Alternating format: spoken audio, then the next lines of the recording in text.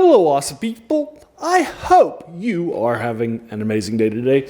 So today I'm going to be taking a look at my top intersphere mechs from the technical readout 3050 for you folks. This was published early on. I started playing this when I was in 9th grade in either junior high in West Virginia or high school in most other places and such. And I had bought some of these things and so forth, and I came across it. I played it every weekend for years and years, and so forth in high school and ninth grade too. Loved it lots and so forth. And this I actually played before this one, before some of the mechs and so forth in 325, and we were doing the clan invasion, like that sort of thing, and such. And so my first game, we'll actually talk a little bit about that here in a little bit, but I thought it'd be fun for me to go back and look at my top 10 mechs. The intersphere mechs from 3050. Now, in order to make this list, so I have done my top 10 my top 10 mechs from 3025 and 2750, which I'll link to before in the comments below, in case you're interested. This is the original version that was first printed before the unseen were removed, that sort of a thing. So that'll be the one that we're taking a look at for you today. Now, in order to make this list, you either just need to be a good new mech that just didn't exist prior, or something that's like a good upgrade of a mech. Some mechs are just obviously going to be good from beginning to end, right? Like a Battle Master, or an Atlas, just because of how strong they are. So they're not going to be here, right? Because they're just going to be obviously, just upgrades and so forth. So some of these upgrades are better versions that make them playable. But they're still going to be better versions, if that makes sense. But they're turning them into a playability. So that'll be the case for some of the mechs that we'll see here. Also, kind of like 2750, some of these mechs just aren't as well designed as some of the later mechs. I think the intersphere mechs from 3055 are better designed. But it's just the first couple of technical readouts that have the new tech added, so they haven't had a chance to really sort of test it and so forth. Now that actually makes sense with this, because they've just gotten rediscovered from the Helm War, so that actually does make context instead of just now reapplying it. But that doesn't make sense in 2750 after centuries of the Starling at that height, right? And so far, all right. But let's go ahead and get started with number 10. Number 10 is the Katana. This is all of these are going to be the base versions. There are no variants. And so this is the CRK 5003-2. Right, folks, it's the Draconis Combine version of the Crockett that they were loaned and so forth. It's a nasty assault mech. It's got 353 movement, which is great because you can move about from place to place with jump jets without an XL engine, which I also like too. They didn't lean into that in order to make this mech a lot weaker and so forth. Love that too. It's got two large lasers for long range, two SRM6s to close in and so forth, and to find the holes that the builder created and such. It's got an LB-10X with 2 tons of armor, which is ammo, which is what you want. One for making holes to hit shots with 10 damage each, and then one to exploit them as a shotgun. So it's got that too.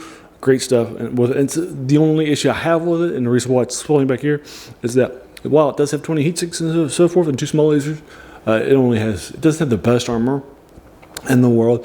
But with jump jets, if somebody tries to approach you, or you need to reposition yourself to get into terrain, they'll better reflect that. I think it's a good mech. The fact that they leaned away from the XL, I like that too.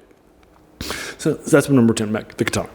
All right, now my number 9 mech is the Valkyrie, the VLK-QD for you folks. And this is a lighter mech. It's got max armor, great stuff. It's got an LRM-10 with a medium pulse laser. It has RMS 2 with case, no XL engine, and so forth. It's a lighter mech that tries to be a longer range mech. My issue here is that Artemis isn't the best thing on an LRM-10 and an lighter mech. I feel like that 1 ton of weight spent on the Artemis in order to up the ability to hit more missiles. If you hit, probably could have been better saved with either another medium laser or something like that, because you could have done that with the heat and so forth. I like it though overall, and that is the Valkyrie. number 4, folks. And then number 8 is the Vindicator. This is the VND-3L. It's got 30 heat, great dispersion. It's got an AR-PPC, which makes 15. It's an upgraded version. Long-range weapon, very strong. It's got an LRM-5 to find those holes too. Medium pulse laser, 4, and then 6-4 movement, no XL. Jump jet, great stuff here on a MegaMek. It's got the 2 long-range weapons. I would prefer a longer, a bigger, like an LRM-10 or something like that on this, but it's fine for its size. And a MegaMek, right? An LRM-5 is better than nothing. Like a lot. I also love that it doesn't have an XL engine, and some of its weapons are in the center torso and head for the laser. Love it lots. You can continue to fight as long as it's alive. Unless a weapon is specifically hit, it's incredibly durable. That's the Vindicator, number 8. Number 7 is the BattleTech. This is the BJ2. The BattleTech tends to be a bad mech from 3025 that everybody liked, but it's actually a good mech. For you folks. This has 2 ER large lasers and 4 SRM 2 streaks. SRM 2 streaks will only fire if they've locked on, so they won't deal heat unless you're going to hit for damage. So they're not heat issues that you might think of, right? And so forth. And so it has no strong armor, no XL engine, and so forth. I like that good stuff. And so that's the BattleTech, BJ 2 for folks with the two lasers rather than the ACs and such that this mech is typically known for, like AC2s and stuff, which is really bad stuff. So there you go. That's the BattleTech for you folks. Number 6, the last one before the top 5, is the trebuchet. This is another MegaMek, and this is the TBT 7M, the default one.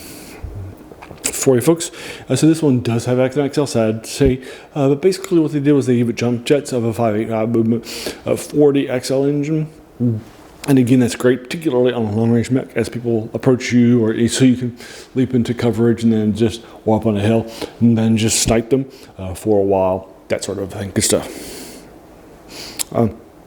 It's got those 2 LRM-15s with case to protect the sides. It's also got NARC in order to shoot something and then keep it up too. Instead of Artemis, so you will need a team without Artemises. With NARC ammo and so forth. So you do need a team around it, but I think it's fine. It'll fine. And run up and down. It's also got 3 medium lasers for support, great stuff. And it swaps the XL for jump jets. I love it lots. All right, so that's number 6, the trebuchet. Now, top 5 time. Number 5. Number 5 is the Cyclops. It's the CP-11A. Normally, this mech is a joke. It's got an AC-20, yes, but it's for closing, but it has like no armor. Right? It's an assault mech, one of the heavy specs out there, right? And so forth. So what are you doing with this, right? And so forth. Here it swaps it for a Gauss rifle. Good stuff. Smart swap. And it has an LRM-10. The Gauss rifle will slog off like a ton of armor. Great stuff. Love it lots. It's the best long range weapon, and the AC-20 will do 5 more damage that you're swapping it out for, but only like at medium range, or it's harder to hit. So the Gauss rifle definitely supports it with the LRM and so forth. Instead, it's got a 4.6 engine. It keeps it no XL. Great stuff. It doesn't lean into the XL for an assault mech in order to give it more weapons. Love it lots. Side armor.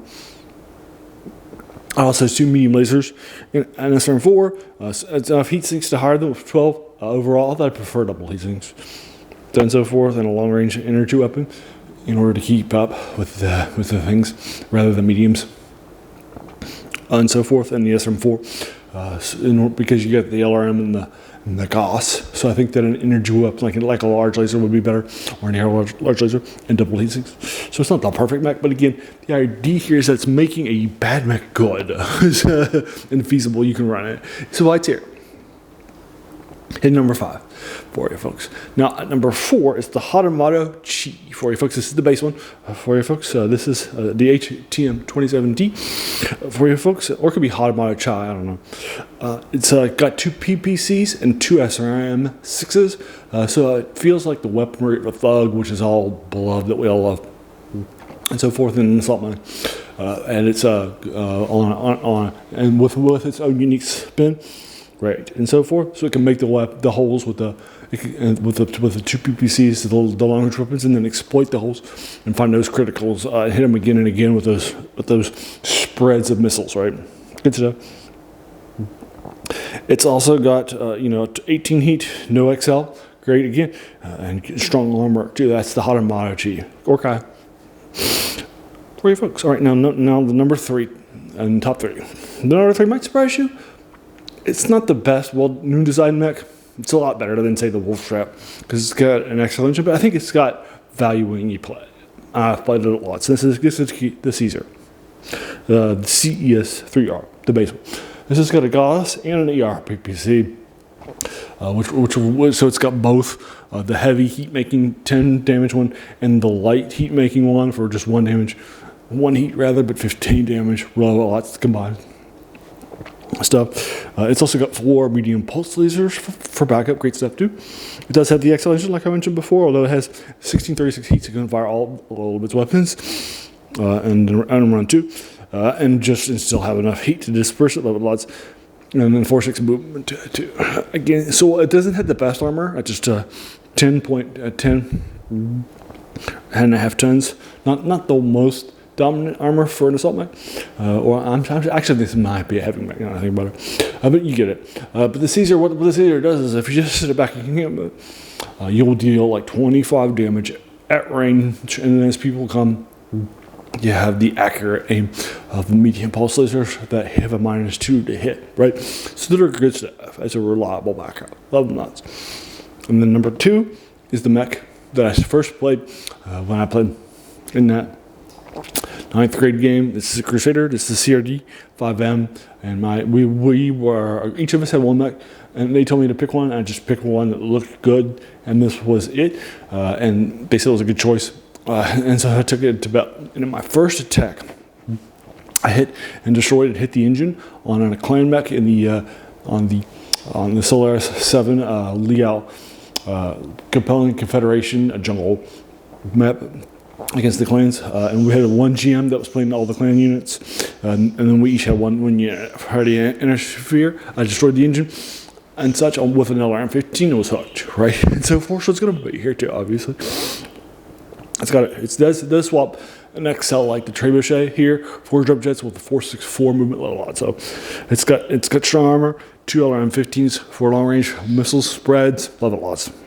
2 SRM-6, 2 streaks for closing, and a medium laser too. It's also got some random things here. I think a machine gun and stuff like that too.